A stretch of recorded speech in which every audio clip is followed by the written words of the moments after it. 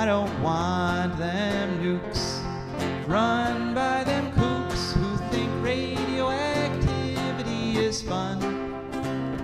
No more three-headed frogs or kids with leukemia. Nuclear power ain't fit for a dog. The sun done give us all we need to make this country run. But that nuclear power's got us fussing and fighting, and I do believe it's time we was done. No nukes! This is Joe DeMar. I am the host for A Green Future, and you are about to listen to a special interview with Libbe HaLevy, who is an anti-nuclear activist who was there at 3 Mile Island when it melted down. She was just one of the innocent bystanders, one of the people who were unknowingly exposed to incredible amounts of radiation. And you're going to hear a little bit about her story, a little bit about the emotional impact of being a downwinder, being what happens when one of these nuclear plants goes wrong. And it's an important thing for all of us to keep in mind, because it could happen to any nuclear power plant. Just one string of accidents, one act of God, and you could be hearing those sirens. You could be getting those calls saying there's a problem. So without further ado, Libbe HaLevy, thank you very much for coming on. Welcome to For a Green Future. Thank you so much for having me, Joseph. Hi. And the reason we're having you on this week in particular is because this is the 40th anniversary of the 3 Mile Island disaster. And that disaster kind of changed your life, didn't it? One could say that, and that's a bit of an understatement. I was visiting a friend who had actually just moved to the area 3 months before, and was staying in a house that I didn't know it at the time, but was only 1 mile away from the nuclear accident, from the nuclear site, 3 Mile Island. And when the accident happened, we didn't take it seriously for the first 2 days. And then all of a sudden on the third day, we had to. Mm-hmm. And part of the reason I think you didn't take it seriously is because it was being downplayed in the media by all the officials, the guys in suits and the guys with the white coats and things were telling you everything was under control. Well, they were actually a bit more scattered than that. But the friends I was staying with, by intention, did not have a television set. And actually, they only took the radio out for classical music. So we were outside of the info stream that was coming out about this, first with its confusion and then with some frightening information. And we were rather smug about it. We just thought that it was media overhyped, that they were going out of their way to try and scare people and make a story when there really wasn't. And my friend's husband worked at the Harrisburg airport, so he was in contact with a lot of the locals, and the locals were also downplaying it, and the common line at that point is, it's no more radiation than you would get from an X-ray, without saying that an X-ray lasts a fraction of a second, goes through you, and it's done, and has its own dangers. But on the other hand, this was radiation that was coming out, and there was no control over it. So there were a lot of mixed messages. There was a tendency to try and discount it, and we thought that the people who were evacuating were just overreacting. Mm-hmm. And then, as you learned more, you say on the third day, you got some new information that changed what your opinion about what was happening. Well, on the second day, I was a freelance writer, and I took the opportunity to walk from my friend's house into Middletown. I was breathing very deeply of this gorgeous springtime air. It's such clearness, such crispness, and walked around and talked with people, and I interviewed them. And I still thought it was a media hype. Stood outside for the better part of an hour waiting for a bus, not knowing, as I didn't find out until almost 40 years later, meaning in this past period of time, that I was in the middle of the radiation plume that was being let go from this, because that was the direction that it was going in. And we still didn't take it seriously on the second day. But the third day, I was alone in the house. My friends had one car. They had both gone to work, and I was there. I was writing on a musical. coincidentally called Armageddon, not knowing I was about to go through my own. And all of a sudden I heard a loudspeaker going down the middle of the road, except I couldn't hear what it was saying. So I go running downstairs, fling open the door, and run outside to hear them say, keep your doors and windows closed and stay away from them, and don't go outside unless you absolutely have to. Which is nuclear speak for you've got one big problem on your hands. But I had no idea what it was and no way of finding out. So I ran back into the house. I tried to call my friends, but the phones were so overloaded there was no way to go to line out. And I was trapped. I had no car. There was no transportation available. I knew none of the neighbors. And having grown up in the 50s, I knew about radiation, what it could do. But the house didn't even have a basement where I could hide from it. We didn't know if that thing could explode. So as far as I knew, I was ground zero at a nuclear detonation. And even if it didn't detonate, there was no telling how much radiation had been exposed and whether I was actually, in essence, already dead. It had to play itself out.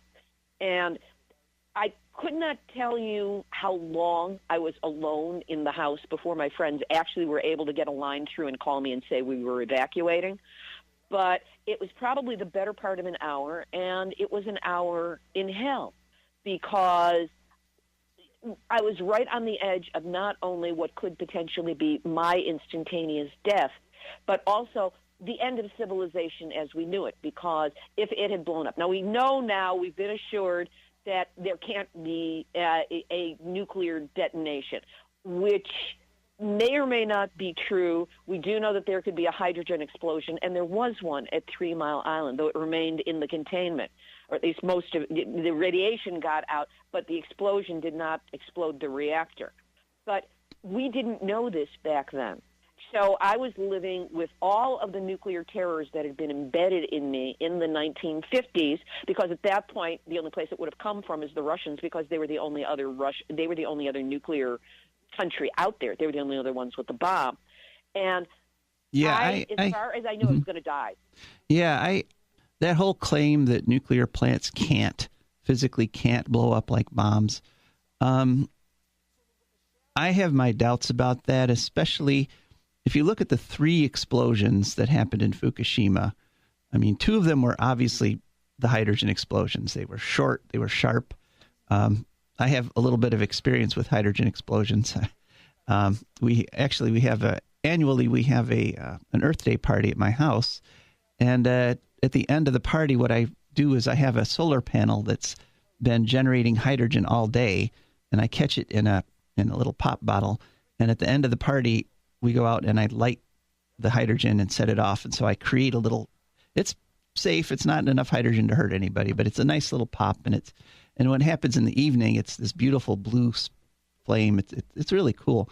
But the first 2 explosions at Fukushima were obviously, to me, looking at them, hydrogen explosions. But that 3rd explosion, the one that shook mountaintops 10 miles away, the one that created a mushroom cloud, the one that lifted a huge chunk of the building hundreds and hundreds of feet into the air, I'm not convinced that was a hydrogen explosion. I think that might have had a nuclear element to it. But anyway, I have also heard that. But back then, it was fortunate that what we had were hydrogen explosions as opposed to a nuclear explosion. But the propaganda was not yet in place. Nobody had put out the stories and the script that was supposed to be followed in a nuclear accident, because the industry, in its arrogance, never assumed that there could be one. Mm-hmm. Okay, so you and many others are there at 3 Mile Island 40 years ago. You're terrified. You have these fears, some of which are justified, some of which are exaggerated. And so then what happens? Go on. I mean, it was a huge existential crisis when I caught sight of myself in the mirror and didn't know if I was going to watch myself die. Eventually, my friends did get through to me on the phone. They said we're evacuating. And when they got there, it was 3 adults, a cat, and I brought the typewriter with me because I wanted to write, and a couple of bags of clothing in a Volkswagen Beetle. That's all we had. And we went to friends of theirs about an hour and a half away, about 150 miles away. And while we were there, they had a television set. So for the first time, we were able to see the information. It was the Walter Cronkite special that recently has been scrubbed from the Internet. It was very interesting when I tried to link to it from Nuclear Hot Seat. And I just want to interrupt. Nuclear Hot Seat is your podcast that you do on nuclear issues every week. Yes, it is. And I wasn't an activist in the years after 3 Mile Island, but after Fukushima, it's like all of my need to get involved came to the fore, and within 3 months of Fukushima, I began producing Nuclear Hot Seat, and it's been on every week since then for almost exactly 8 years now. Mm-hmm. But in the immediate aftermath, we didn't really have great information except for what Walter Cronkite was telling us on television. And it was the first time we got a glimpse of exactly how bad this was, what the reactions were, and how incompetent the elected officials seemed, because they were all contradicting each other. There were scientists saying, this is a horrible thing. There were scientists saying, don't worry about it. And it was tremendously confused. But again, the nuclear industry did not have their script together yet, which they, of course, put together in the aftermath of it, as to what to say, how to say it, and when to say it after a nuclear accident, so that nobody has an honest reaction to it, which is, let's get out of town. Mm-hmm. Mm-hmm. And so I stayed at the evacuation place. I call it the evacuation place. It was these people where they were living. They were caretakers on a Christian retreat center.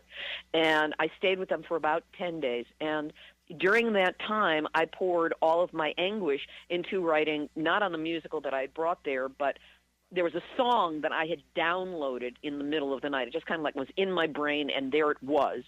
Father's song to his daughter called I'm Scared Too. That was like the best thing I'd ever written, but it didn't belong in that musical. So I constructed an entire other musical while at the evacuation point, and that was what I wrote on frantically, because it was where I could put my anguish and my fear. I also wrote an article that ended up getting published in a very new publication at that time, LA Weekly, in the Los Angeles area, which told the story of what it was like to be only 1 mile away, because literally you could walk out the front door, look down the street, and there are the cooling towers. Mm-hmm. Mm-hmm.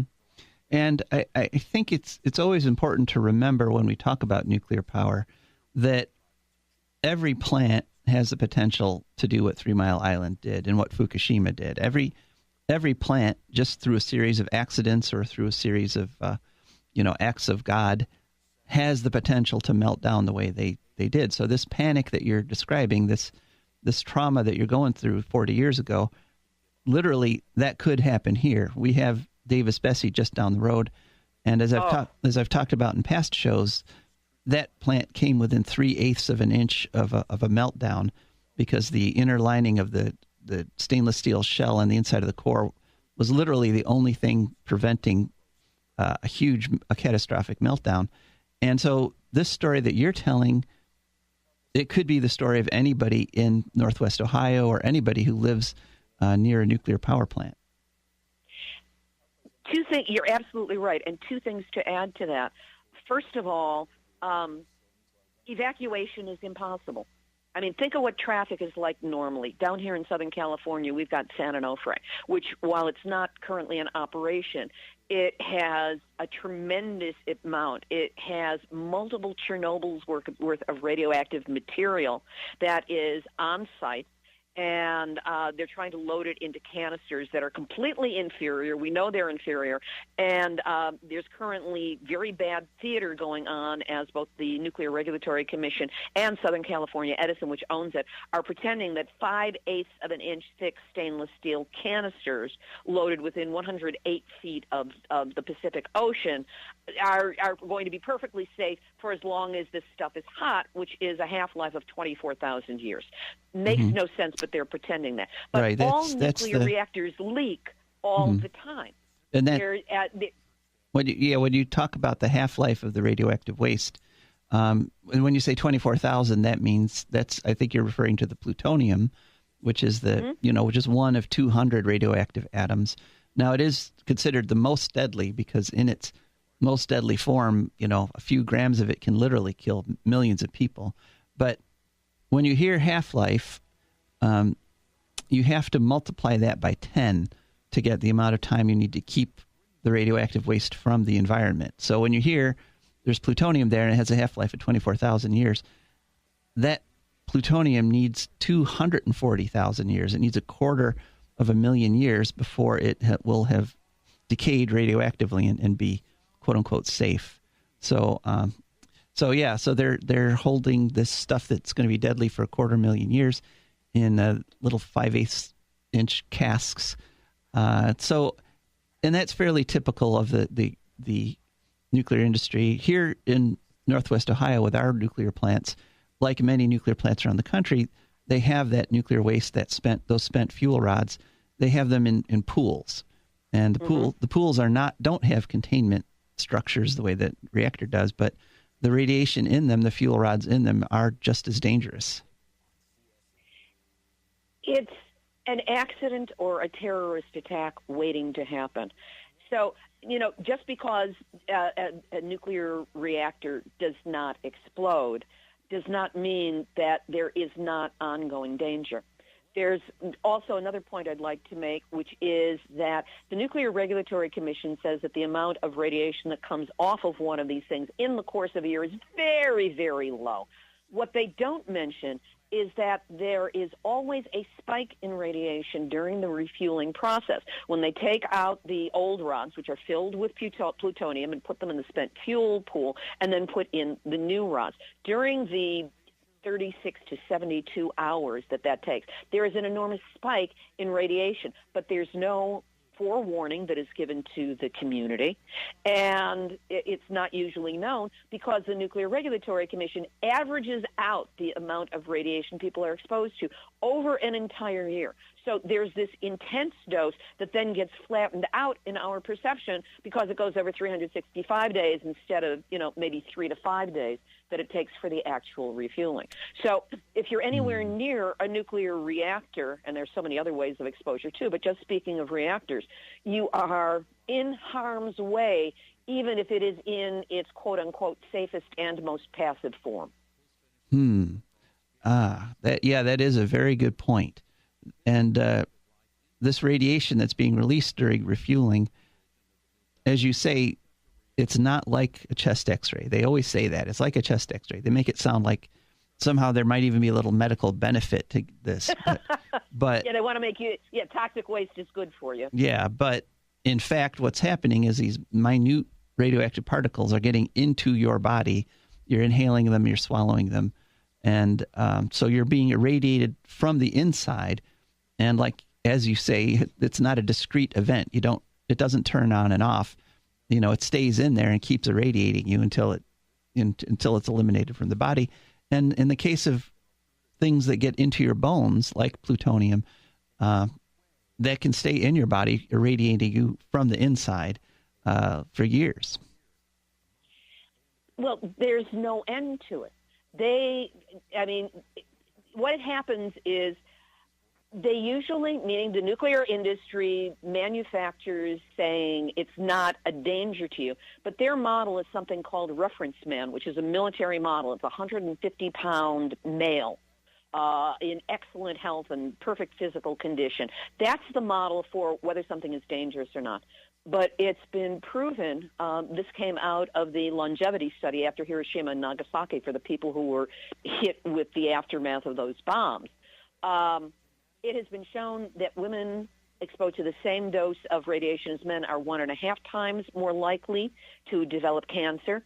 Children are more vulnerable. Little boys are 5 times more likely than an adult man to develop cancer. Little girls are 10 times more likely to develop cancer than an adult man. And then there is the damage that is done to fetuses, which cause miscarriage, which cause infertility, many other problems. And yet the nuclear industry says that the doses are all based on external dose to an adult male. They don't break it down that way. We had to do investigation to find out, as opposed to it's far more likely that if the material is inhaled or ingested in any form, it's up close and personal with your internal organs. It doesn't stop until the radioactive material has lived out its active life. As you said, for plutonium, 250,000 years, give or take, a couple of thousand millennia. I don't think any of us will be there with a stopwatch saying, okay, it's done, it's ready now. Yeah. Right. And also, just because somebody dies doesn't mean that the radioactivity dies. That's why nuclear workers and the like who are exposed to doses are buried in lead-lined coffins, because once a person dies, they're buried in the ground. That radioactivity is still there. Mm-hmm. And, as the body recycles into the planet, hopefully, that radiation is there and is capable of being ingested, gotten into the ground, pulled up into a plant. You eat the plant, you smell the flower, there you go, and it keeps going over and over and over again with no end until all of the half-lives have run out. Yeah. Okay, Libby. Well, unfortunately, we have a limited amount of time here, so let's get back to your story. You've evacuated. How long did it take your life to get back to something approaching normalcy? There are people who say that never happened. No, I came back to Los Angeles where I was living because this was just a visit, and I was totally in post-traumatic stress. But nobody here understood what was going on. It was this thing on the East Coast. It was over. When they found out, it was like this big joke of, do you glow in the dark? Which is the title of my book, Yes, I Glow in the Dark. And or they would back away from me and say, you're not contagious, are you? I mean, I had to respond with the equivalent of a rape victim's sense of shame that this had happened to me. And, I went off the rails. I ate too much. I drank too much. I was really a mess. It took me many years before I stabilized enough to have something of a life, but my personality was changed from confidence to fear, being under something that underlay all of my actions. And I tried being an activist, couldn't, too much post-traumatic stress. So I just ignored everything as much as I could. And it wasn't until Fukushima happened, which was 32 years after 3 Mile Island, that I suddenly woke up and I became engrossed to the point of virtually being obsessed with the information. I wrote about it. I was on podcasts about it. I did storytelling about it. It wasn't enough.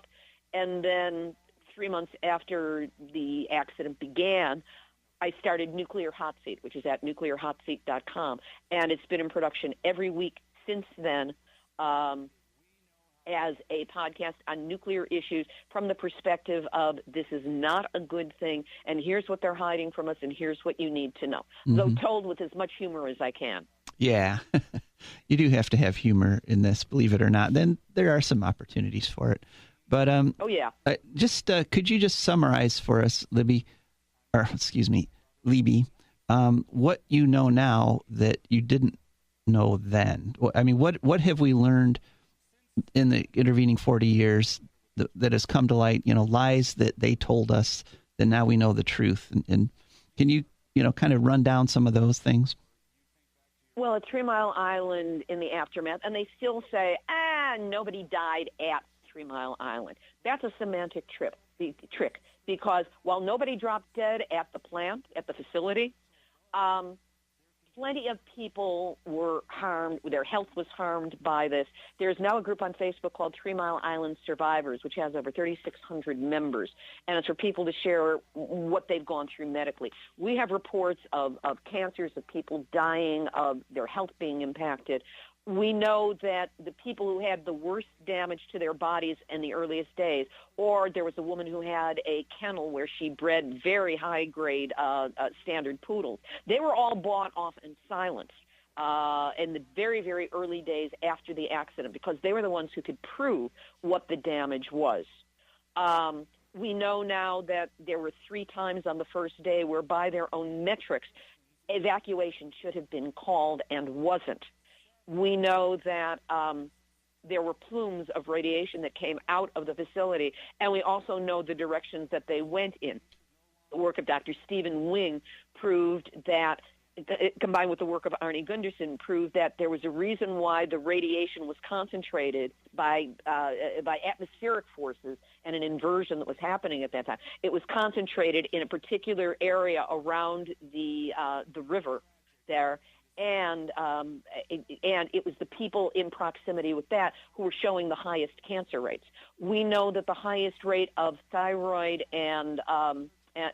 cancer and leukemia in the country is within a 50-mile radius of 3 Mile Island. But yet there is no acknowledgement that any of this had anything to do with that, little accident down at the N plant 40 years ago, when most assuredly it does. Google, 3 Mile Island, looking for images. You'll see a dozen images of 3 Mile Island with the big words on it. No one died at 3 Mile Island.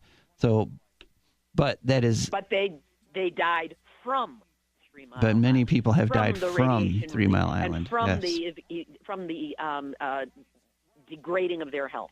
Right. So that's an important lesson for us all. And right now in Ohio, where they're debating bailing out in Davis-Besse, they want to stick us for quadruple or quintuple electric rates in order to keep those plants running, even as wind and solar come on and are actively replacing nuclear power all over the country. It's all about the money. There were funds that were mandated that these nuclear reactor plants or their operators put aside for the decommissioning cost. It's a lot of money. It's hundreds of millions of dollars per facility. And what it is that they want to either keep these running, or if they have to be decommissioned, suck the money out, give us the lowest grade, cheapest kind of quote-unquote decommissioning, and make out like bandits with the money. It's all about the money for this industry. It's not about long-term health and safety of people.